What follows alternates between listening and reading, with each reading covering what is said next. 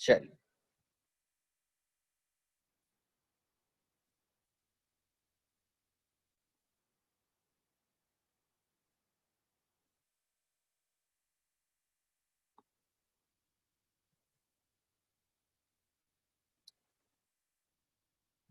एक बार बताएंगे आप लोग स्क्रीन विजिबल है क्या?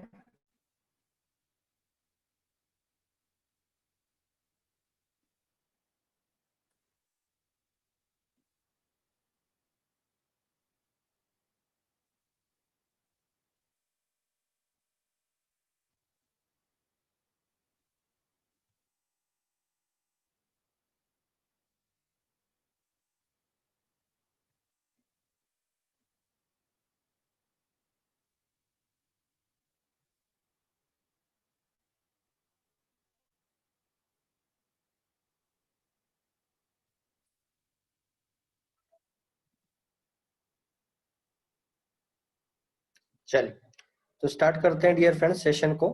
और आज जो हम बात करेंगे डियर फ्रेंड्स, तो ये यहाँ पर हमने पिछली बार जो सेशन लिया था, तो वो सेशन था डियर फ्रेंड्स फॉरेक्स चैप्टर। हमारा फोर्थ चैप्टर स्टार्ट हो चुका है, फॉरेक्स ट्रेडिंग का बेसिक का फोर्थ चैप्टर स्टार्ट हुआ।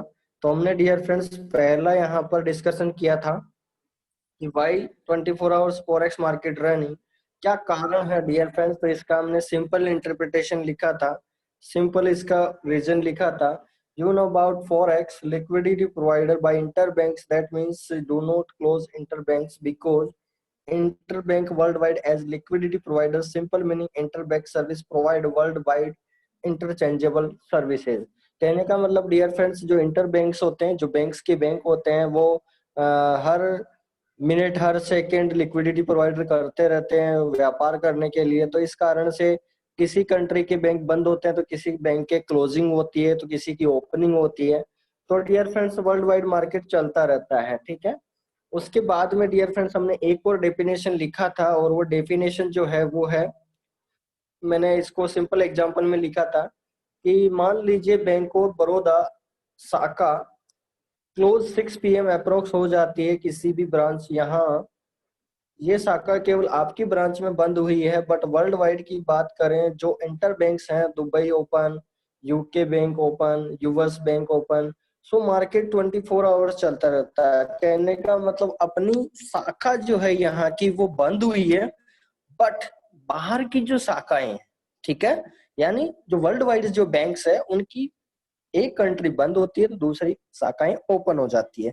तो हम उन्हें बोला जाता है यूएस सेशन, दुबई सेशन। तो इनकी ओपनिंग और क्लोजिंग चलती रहती है क्योंकि मार्केट 24 आवर्स चलता रहता है, क्योंकि ये वर्ल्ड वाइड मार्केट है, ठीक है। उसके बाद में बात करें डियर फ्रेंड्स, तो ये मार्केट डियर फ्रेंड 24 आवर्स और विश्वव्यापी है, ठीक है, विश्व वर्ल्ड वाइड चलता है ये मार्केट। तो सबसे बड़ी खुशी की बात है कि हमारे लिए सभी के लिए, इंडियन यूजर्स के लिए बहुत ही खास बात है इस मार्केट की, क्योंकि करीबन हम 3 से 4 क्लोजिंग देख पाते हैं। 12:30 बजे वाली सेशन है, 5:30 बजे वाला है, 7:30 है कि, तो ये सारे सेशन हम देख पा रहे हैं डियर फ्रेंड्स। तो इंडियन जो टाइम है वो बहुत ही बेहतरीन है सभी के लिए। तो ये बहुत ही अच्छी बात है सभी के लिए, ठीक है। उसके बाद आगे बढ़ते हैं।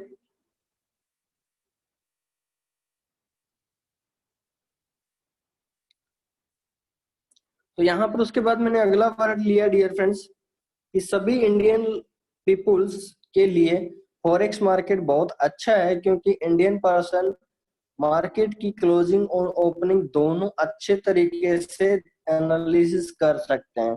ये बहुत ही बेहतरीन पॉइंट है डियर फ्रेंड्स हमारे सभी इंडियन यूजर्स के लिए, क्योंकि हमारा इंडियन टाइम जो है वो 3 सेशन की क्लोजिंग और ओपनिंग देख लेता है। तो इस कारण से हमारी ट्रेडिंग के अंदर भी अच्छा खासा बेनिफिट होने के पूरे चांसेस हो जाते हैं, ठीक है।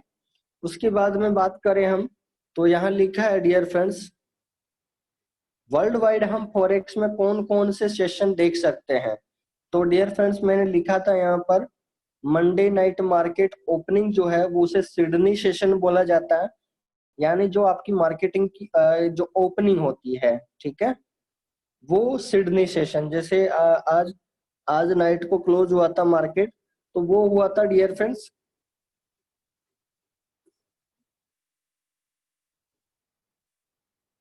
ठीक है, ये फ्राइडे नाइट मार्केट क्लोजिंग है 2:30 बजे, वो यूएस सेशन में होता है। तो डियर फ्रेंड्स, मार्केट स्टार्ट होता है, सिडनी सेशन की ओपनिंग होती है 2:30 बजे मंडे को, और क्लोजिंग जो होती है वो यूएस सेशन की होती है। तो हमारा जो मार्केट रात को क्लोज हुआ है वो यूएस सेशन की क्लोजिंग पे हुआ है, ठीक है। और उसके बाद में डियर फ्रेंड्स आगे की बात करें मैं, तो डेली डे मार्केट ओपनिंग जो है यूरोपियन सेशन की बात करो तो वो 1 बजे के अप्रोक्स होता है, यानी 1 बजे के आसपास, 1 या 1:30 बजे डियर फ्रेंड्स हमारा अचानक से जो यहाँ बात करो यूरो, तो यूरो पेयर के जितने भी करेंसी पेयर्स है तो उनमें अचानक फ्लैक्चुएशन स्टार्ट हो जाता है। तो उसके बाद में और भी है, तो मैं एक बार इन सेशंस का पूरा करते हैं चैप्टर, नई चीजें ऐड करते हैं इसमें। तो एक बार मुझे आप लोग मैसेज कर सकते हैं डियर फ्रेंड्स कि यहाँ तक आपको क्लियर है क्या। उसके बाद हम नई चीजें ऐड करेंगे इसमें, क्या हम आगे बढ़ सकते हैं? मैसेज करेंगे आप लोग।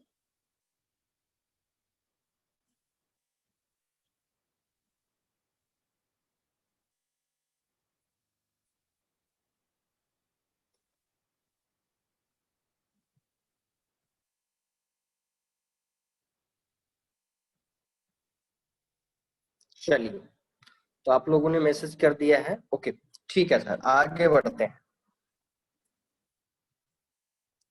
तो डियर फ्रेंड्स हमने नया चीज जो देखा है यहाँ पर, फोर्थ थर्ड देख चुके हैं आप। Daily market opening, daily day market opening जो है यूरोपियन सेशन की वो 1 बजे होती है। 1 PM पे डियर फ्रेंड्स आपकी यूरोपियन सेशन स्टार्ट हो जाता है।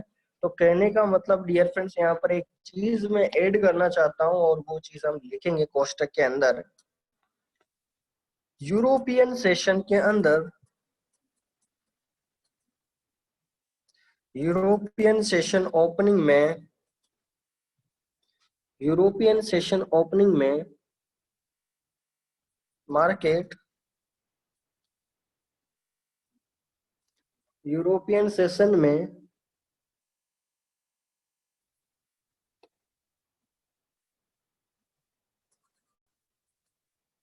यूरोपियन सेशन ओपनिंग में यूरो,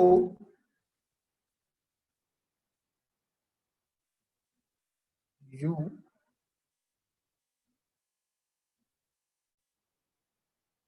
यूरो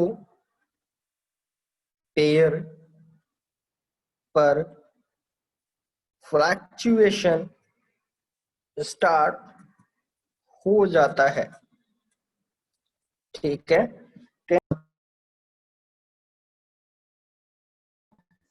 यहाँ पर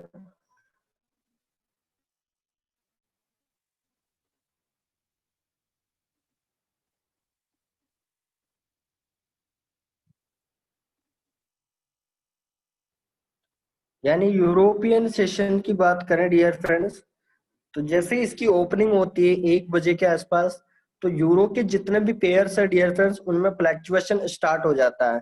जैसे मैं बात करूं, लाइव आपको दिखाने की कोशिश करूं, तो मैं आपको दिखा देता हूं।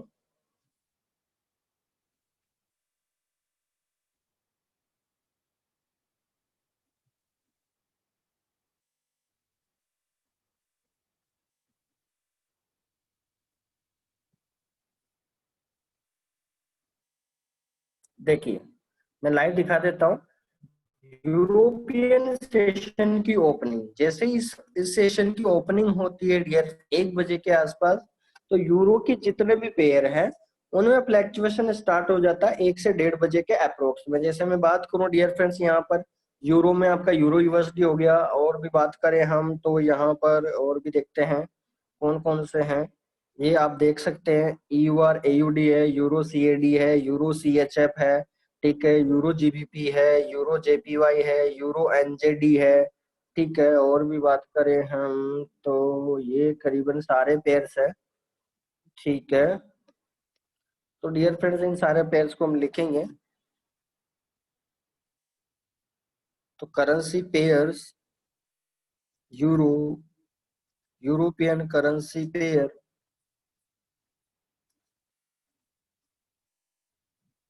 Pairs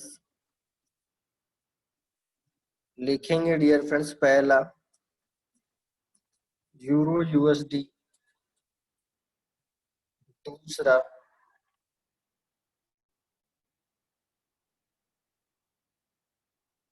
यूआर AUD,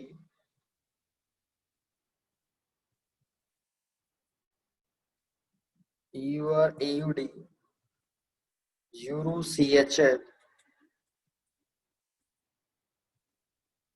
यूआर GBP, EUR JPY, और भी है यूरो सीएचएफ है, आ गया,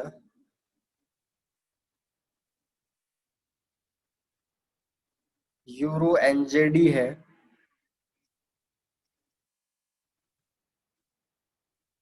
यूरो एनजेडी है। तो डियर फ्रेंड, जितने भी यूरोपियन सेशन के अंदर क्या होता है, जितने भी जिनकी बेस करेंसी यानी बेस करेंसी डियर फ्रेंड्स, आगे के 3 वर्ड, यानी बेस करेंसी में क्या हो जाएगा डियर फ्रेंड्स, बेस करेंसी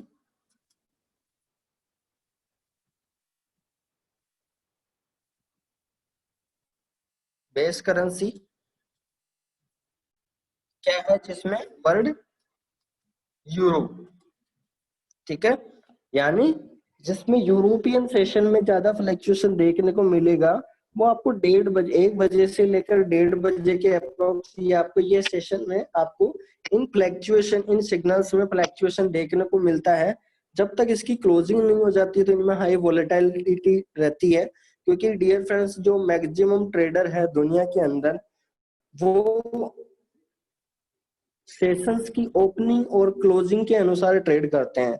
जैसे आज हमारे को अभी तक पता नहीं है, तो हम बिल्कुल नए हैं इस इंडस्ट्री में, तो हमारे को पता नहीं चलता कि हमको कब ट्रेड करना चाहिए, कब उसको क्लोजिंग पे कौन से पेयर पे काम करना चाहिए। तो धीरे धीरे हम लोगों को पता चलेगा डियर फ्रेंड्स इस इंडस्ट्री में। तो मेरा कहने का मतलब आप लोगों से यही है, सिंपल सा फंडामेंटल, कि ये जो सेशंस है, ये जो सेशंस है डियर फ्रेंड्स, इन सेशन के अकॉर्डिंग जो इतने लोग ट्रेड करते हैं, तो इस कारण से जब आपको, जाहिर सी बात है कि अगर मैं आपको बोलूं कि सर 1 बजे से, अभी अपन ने जो सेशन रखा था 4 PM का, तो हम लोग 4 PM पे क्यों आए, 4 PM पे हमने सेशन क्यों अटेंड किया, क्योंकि हमने ऑलरेडी टाइम डिसाइड कर रखा था, यानी हमारी जूम कॉल की ओपनिंग जो है वो 4 बजे होने वाली थी, तो हम सब वेट कर रहे थे। तो यहाँ पर भी डियर फ्रेंड ट्रेडर जो होते हैं वो दुनिया के अंदर वेट करते हैं मार्केट की ओपनिंग की, कि इस यूरोपियन सेशन में हम यूरो पेयर पे मैं ट्रेड करूंगा और अच्छा बेनिफिट उठाऊंगा। तो वैसे ही डियर फ्रेंड्स यहाँ पर टाइमली जो ट्रेड करते हैं वो सेशन के अकॉर्डिंग करते हैं बहुत सारे ट्रेडर, ठीक है। तो हम अभी नॉलेज नहीं है, तो हम तो आईजी मार्केट के अनुसार कर रहे हैं, लेकिन जो जिनको 5 साल 10 साल का एक्सपीरियंस हो जाते हैं, तो फिर वो सेशन के अनुसार ट्रेड करते हैं और बेनिफिट बनाते हैं, ठीक है। चलिए, तो आगे बढ़ते हैं।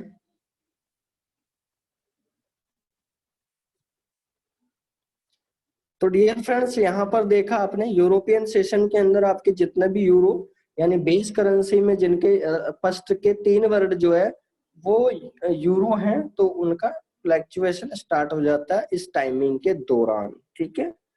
उसके बाद में फोर्थ पॉइंट की बात करते हैं dear friends.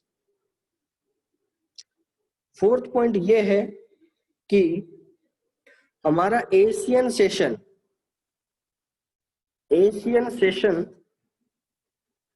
Asian forex session, यानी हम एशिया के अंदर है, हम एशिया महाद्वीप में रहते हैं डियर फ्रेंड्स। तो हमारा एशियन फॉरेक्स सेशन कब स्टार्ट होता है, जिसे हम टोक्यो सेशन के नाम से भी जाना जाता है डियर फ्रेंड्स, क्योंकि ये टोक्यो सेशन के कारण है, इसको टोक्यो सेशन भी बोला जाता है। तो ये करीबन स्टार्ट हो जाता है डियर फ्रेंड्स, अगर मैं लंदन जीएमटी टाइम की बात करूं तो 11 PM से लेकर 8 AM GMT, ठीक है। अगर मैं इंडियन में कन्वर्जेशन करूं तो करीबन 4:30 AM टू 1:30 PM, यानी हमारा इंडियन टाइम के अनुसार डियर फ्रेंड्स सुबह के 4:30 बजे से लेकर दिन के 1:30 बजे तक हमारा टोक्यो सेशन रहता है, यानी हमारा एशियन फॉरेक्स सेशन स्टार्ट हो जाता है।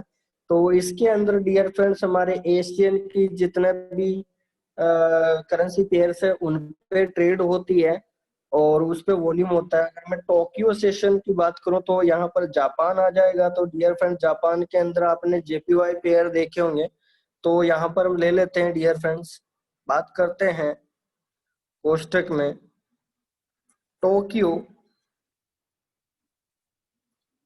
सेशन में, टोक्यो सेशन ओपनिंग में JPY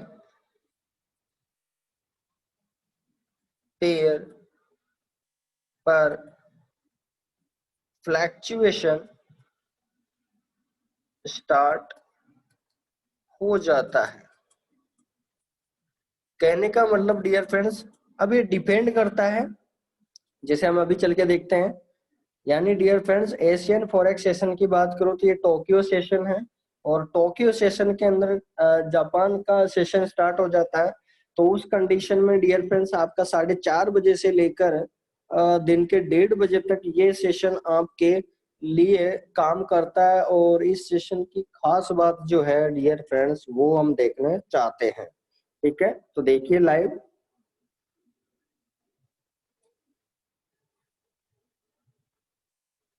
अब बात करें डियर फ्रेंड्स हम जापान पेयर, तो जापान पेयर कौन कौन से हैं देखेंगे आप।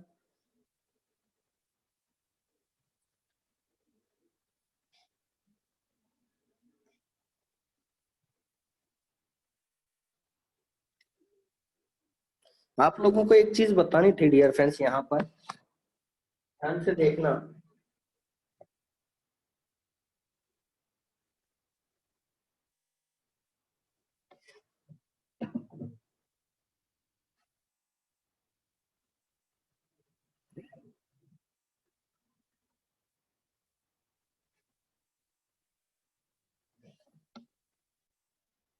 आपको एक चीज नोटिस करवाता हूँ मैं आपको यहाँ पर, इसको ध्यान से समझना आप लोग।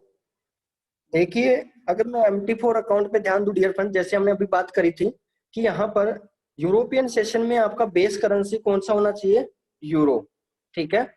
बट डियर फ्रेंड्स यहाँ पर बेस करेंसी में जापान का कोई भी पेयर नहीं है, ठीक है। यानी जापान का पेयर पहले कोई नहीं मिलेगा। अगर मैं MT4 पे देखूं तो यहाँ पर ये एसेट्स जो है यहाँ पर नहीं है। MT4 अकाउंट में आप दिखा देता हूं मैं, यानी जैसे अभी यूरो JPY था, ठीक है। तो इसका जस्ट रिवर्स अगर मैं करूं तो JPY यूरो हो जाएगा, तो ये पेयर आपको नहीं मिलेगा, ठीक है। तो कहने का मतलब फर्स्ट में JPY आना चाहिए। तो JPY देख सकते हैं आप, कहीं पे भी नहीं आ रहा होगा, देख सकते हो आप। अगर मैं बात करूं, देखो ये भी बाद में है। AUD JPY की बात करूं या CAD JPY है, CHF JPY है, ठीक है। उसके बाद में यूरो JPY है, ठीक है। उसके बाद में बात करूं मैं GBP JPY है, ठीक है। यानी बाद में आ रहा GBP JPY है ना, NZD JPY है, ठीक है, देख सकते हैं आप लोग। उसके बाद में USD JPY है, ठीक है। जितने भी आप देख पा रहे हैं सब में JPY चोट करेंसी है, यानी बेस, यानी पहले के 3 वर्ग न होके पीछे के हैं। तो मैं अब आपको एनालिसिस करवा देता हूं, बट हम लिखेंगे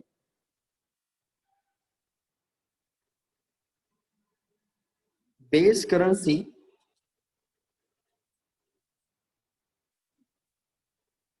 that is two, that means dear friends base currency में आपका जापान पेयर नहीं है।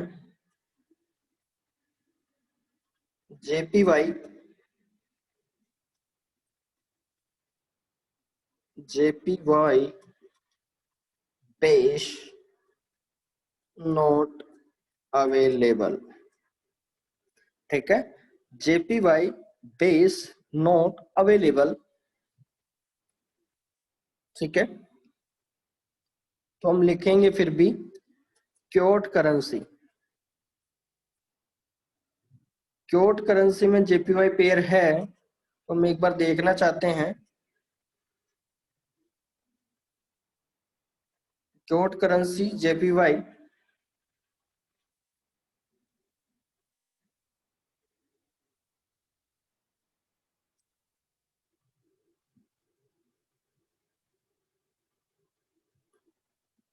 ठीक है, क्योट करेंसी में JPY है। मैं इसको नॉर्मल लैंग्वेज कर देता हूं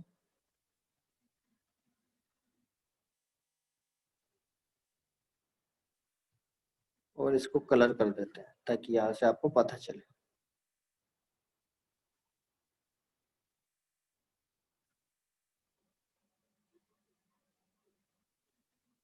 जापान रेड होता तो रेड ही कर देते हैं। ठीक है, क्योट करेंसी में कौन कौन से पेयर है? तो dear friends, JPY quote currency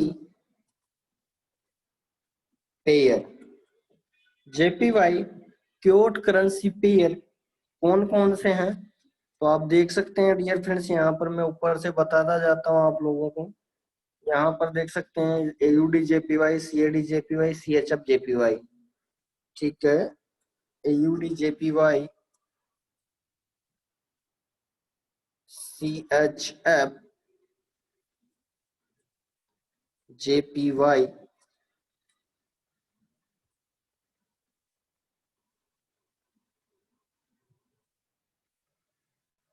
उसके बाद CAD JPY,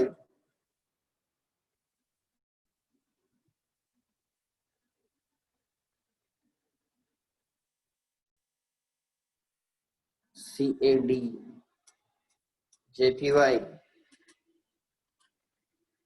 उसके बाद में euro JPY,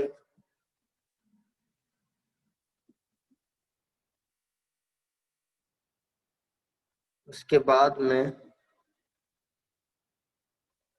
GBP JPY,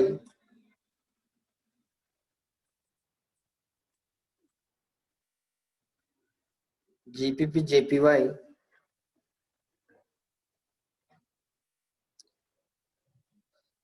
NZD JPY,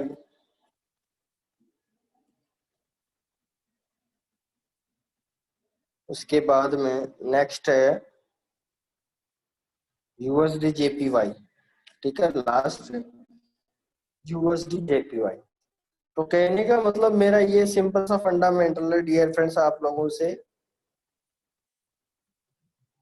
कि जो आपने एशियन फॉरेक्स सेशन में, यानी मैं टोक्यो सेशन की बात कर रहा हूँ, जो यानी 4:30 बजे सुबह से लेकर 1:30 बजे के बीच में चलता है। तो डियर फ्रेंड्स, इस कंडीशन में हमारे को पता चलता है, क्योंकि अभी हमने यूरोपियन सेशन की बात करें तो हमारे को यूरोपियन के पेयर सारे दिख गए कि यानी बेस हमारा यूरोपियन पेयर है, तो हमको वो सब कुछ दिख गया था। लेकिन हमारा टोक्यो सेशन की बात करूं तो टोक्यो सेशन में तो हमारे को दिखा ही नहीं, क्योंकि हमारी बेस करेंसी उसमें JPY से शुरुआत कोई भी पेयर नहीं है। ठीक है, तो पहला सवाल यहाँ पर कलेक्ट हो जाता है डियर फ्रेंड्स। पहला सवाल जो है यहाँ पर ये आता है, क्या सवाल होना चाहिए डियर फ्रेंड्स? क्या जवाब दे कोई? मैं क्या पूछने वाला हूँ, क्या आप जवाब दे सकते हैं क्या?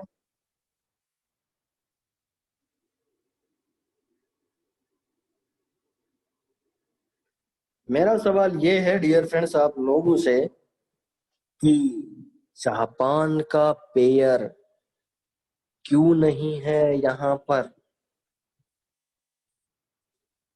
क्यों नहीं है डियर फ्रेंड्स? पहले क्यों नहीं आया? सबके पीछे बाद में ही क्यों आ रहा है? ये बहुत ही नॉर्मल सा क्वेश्चन है डियर फ्रेंड्स। क्यों नहीं आया? पहुंच सकते हैं डियर फ्रेंड्स आप लोग?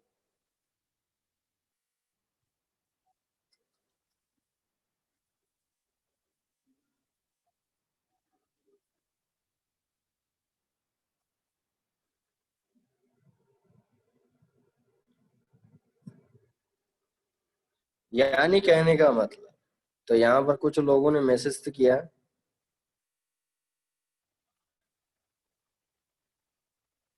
आप ही बताओ। चलिए सर, हम ही बता देते हैं। तो डियर फ्रेंड, ध्यान से सुनना आप लोग। जापान पेयर क्यों नहीं है, मैं आपको लाइव दिखा देता हूँ।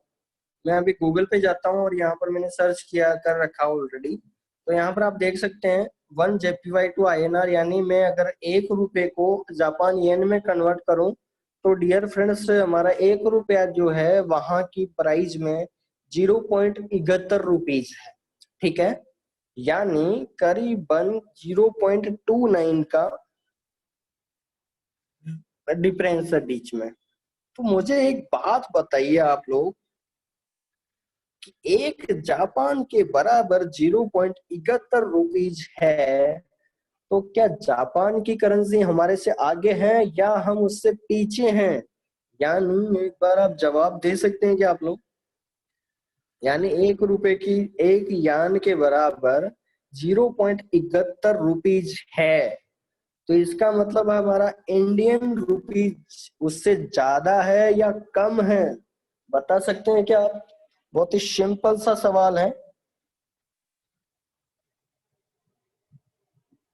अगर 1 येन के बराबर 0.71 रुपीज है, तो क्या हमारा इंडियन रुपीज आगे है या जापान येन पीछे है? तो यहाँ पर कुछ लोगों ने मुझे मैसेज किया है और मैं देखना चाहता हूँ। कम है, RS सस्ता है, लेश है, ज्यादा कम है।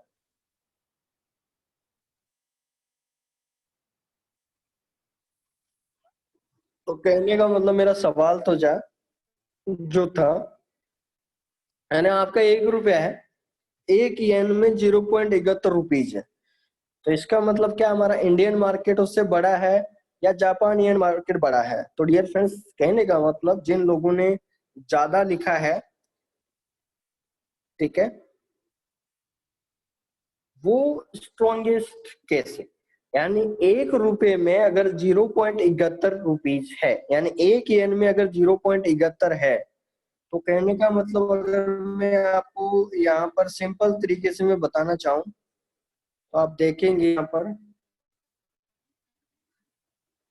अगर डियर फ्रेंड्स 1 येन में अगर 0.71 रुपीज है, ठीक है, तो इसका मतलब तो यहाँ पर ये हुआ 1/0.71 रुपीज। और अगर मुझे 1 रुपीज में कन्वर्ट करना है तो क्या हो जाएगा? 1/0.71 RS।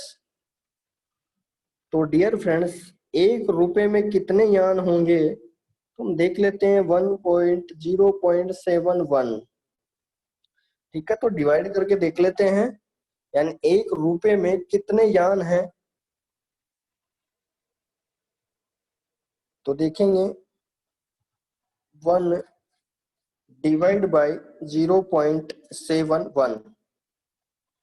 तो डियर फ्रेंड्स, 1 रुपए में 1.40 यान है।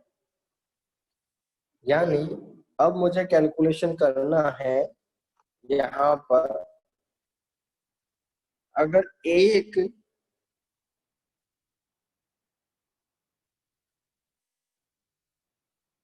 JPY येन बराबर 0.71 रुपीज है, तो 1 रुपीज 1 डिवाइड बाई 0.71, तो कितने यान बने 1 रुपए में? 1.42। ओके, तो कहने का मतलब 1 रुपए में हमारे को मिल रहा है डियर फ्रेंड्स 1.42। ठीक है, तो कहने का मतलब सिंपल सी बात है कि हमारी जो इंडियन स्ट्रेटेजी है वो हाईएस्ट जोन में जाती है यहाँ पर। यानी 1 येन में 0.71 है, तो 1 रुपए में क्या हो जाएगा डियर फ्रेंड्स? 1.42 यान मिल रहा है। ठीक है, बट यहाँ पर सोचने वाली बात ये है कि यहाँ किसकी इकोनॉमिक्स ज्यादा है यहाँ पर, यानी किसकी जीडीपी पावरफुल है, क्या इंडिया की ज्यादा है या जापान येन की है? अगर मैं अभी की प्रेजेंट लाइव रेट से अगर हम डिफाइन करने की सोचें डियर फ्रेंड्स, कोई जवाब दे सकता है क्या? किसकी जीडीपी बेहतर है?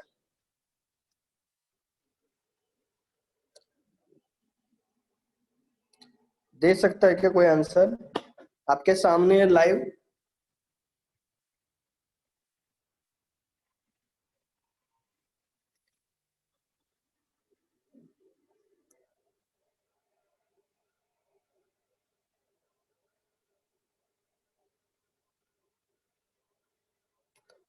यस, अरविंद जी बोल रहे हैं, बिल्कुल राइट बोल रहे हैं।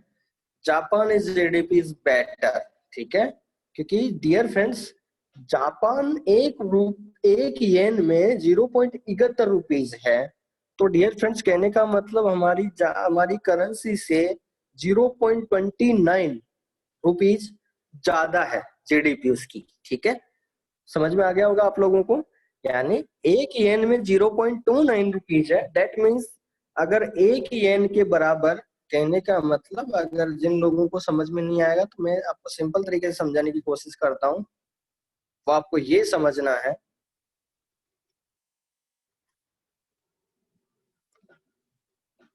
कहने का मतलब एक येन में हमने देखा 0.71 रुपीज, ठीक है। मैं इसको छोड़ देता हूँ थोड़ी देर, क्योंकि ये गूगल से अपन ने उठाया। अगर मैं 1 येन बराबर 1 रुपीज लिख देता आपके सामने, तो आप क्या सोचते हैं यहाँ पर कि सर इंडिया की भी जीडीपी बराबर है और जापान की जीडीपी भी बराबर है, क्योंकि एक येन के बराबर यानी हमारे 100 रुपए जो है, इंडिया के 100 रुपए जापान में भी 100 रुपए के बराबर ही रहेंगे। लेकिन यहाँ पर तो बहुत ज्यादा डिफेक्ट हो चुका है। कौन सा डिफेक्ट हो चुका है डियर फ्रेंड्स? ये वाला। कौन सा डिफेक्ट हो चुका है? जो ऊपर आप देख रहे हैं वो आपका डिफेक्ट हो चुके हैं, ये देख पा रहे होंगे आप लोग। अब जब यहाँ सोचो 1 y is equal to 1 rupees, अगर इसकी वैल्यू घट गई तो इसका मतलब येन ग्रेटर देन 0.71 रुपीज। समझ में आ गया आप लोगों को?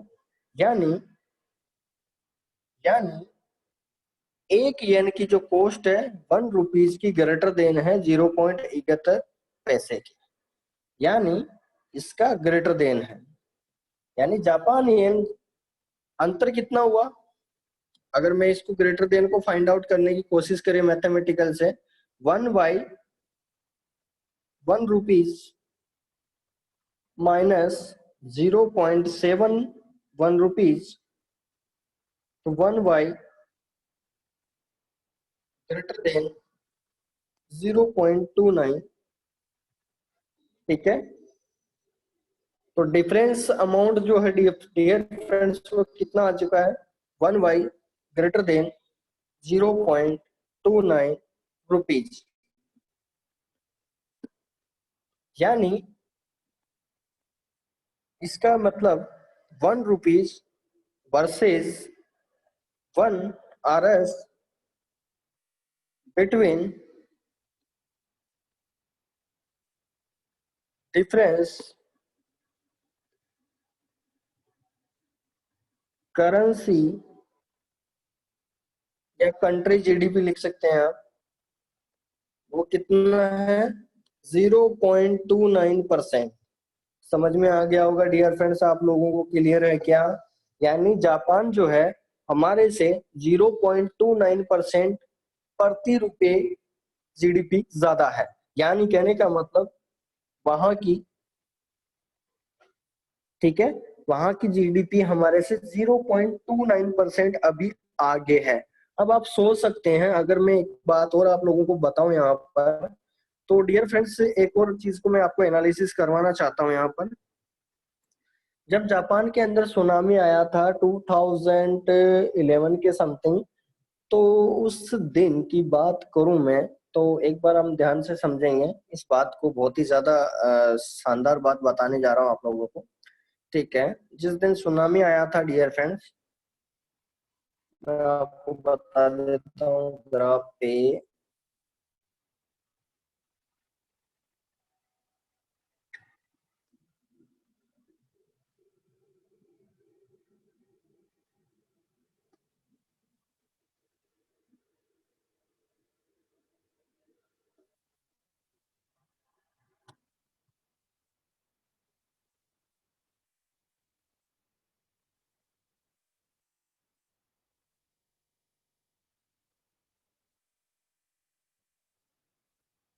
ये देख सकते हैं डियर फ्रेंड्स, अभी की मैं प्रेजेंट टाइम की बात करूं तो ये 2011 का ही चार्ट है आपके सामने। ये छोटा सा दिख गया होगा आप लोगों को, मैं दिखा देता हूँ। ये फ्लैक्चुएशन जितने भी जापान के पेयर्स थे डियर फ्रेंड्स, उसमें स्टार्ट हुआ था। यहाँ से ये मार्केट गिरना स्टार्ट हुआ था 116 से, और ये मार्केट जाके आया था डियर फ्रेंड्स उस सुनामी तक 95 में। यानी डियर फ्रेंड्स कहने का मतलब 20,000 पॉइंट मार्केट डाउन में गिरा था। ठीक है। तो उस टाइम की अगर मैं बात करूं तो करीबन आपका जो जीडीपी बहुत ज्यादा गिर चुकी थी। करीबन जो अभी डिफरेंस अपन ने निकाला मिलके 0.29 जो था डियर फ्रेंड्स, ये घटकर हो चुका था 0.15% के अप्रोक्स हो चुका था। यानी उस टाइम इतनी जीडीपी घट चुकी थी, यानी 20,000 पॉइंट का यहाँ पर ग्राफिक एनालिसिस बता रहा है कि इतना परसेंटेज घट चुका था। यानी अगर मैं 20,000 पॉइंट की बात करूं तो 0.20% की जीडीपी घट चुकी थी। ठीक है। तो कहने का मतलब आप सभी लोगों से ये गुजारिश है कि जब सुनामी आया था तो यही परसेंट था उसमें, और ये आपका पैरामीटर आपको दिख गया होगा। ठीक है। तो न्यूज एनालिसिस का बहुत बड़ा फैक्टर है डियर फ्रेंड्स, 20,000 पॉइंट का गिरना आप समझ सकते हैं, बहुत बड़ी बात होती है। ठीक है। और ये कब से कब गिरा था वो भी मैं दिखा देता हूँ आप लोगों को। ये गिरना स्टार्ट हुआ था डियर फ्रेंड्स 24/7/2011, और यहाँ पर आप देख सकते हैं दिसंबर के, देख सकते हैं ये 2011 की बात चल रही है। 2011 या 12 में आया था सुनामी। लोवेस्ट पॉइंट जो है वो ये है।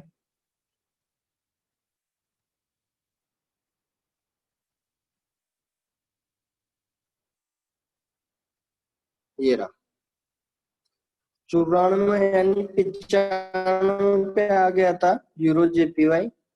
और मैं बात करूं डियर फ्रेंड्स तो ये करीबन पहुंच गया था 2012, यानी नेक्स्ट 12 महीने का। तो 2011 से 2012 के बीच में हुआगा।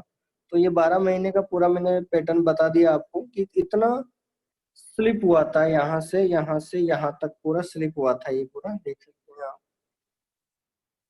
ये यहाँ की स्थिति थी इस मार्केट की। डब्लू आया है, डब्लू देख पा रहे हैं आप लोग? डब्लू की तरह दिख रहा है आप लोगों को? ठीक है। इसे डब्लू पैटर्न बोला जाता है। दिख रहा होगा आप लोगों को? दिख रहा होगा, ये देखो, दिख रहा है आप लोगों को?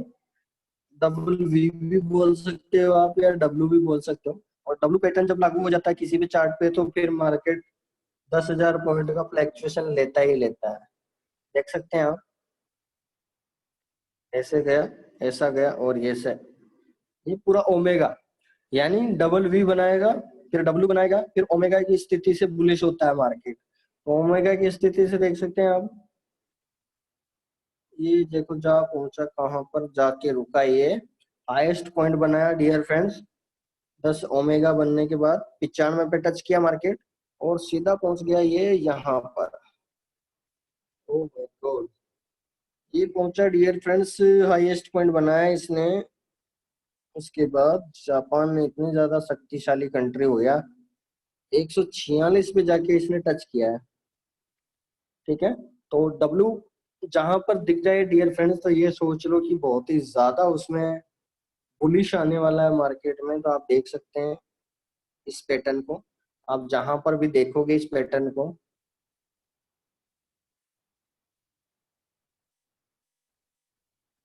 ठीक है, यानी ये जो ओमेगा है, ये आपको मैं नया कलर में बता देता हूँ।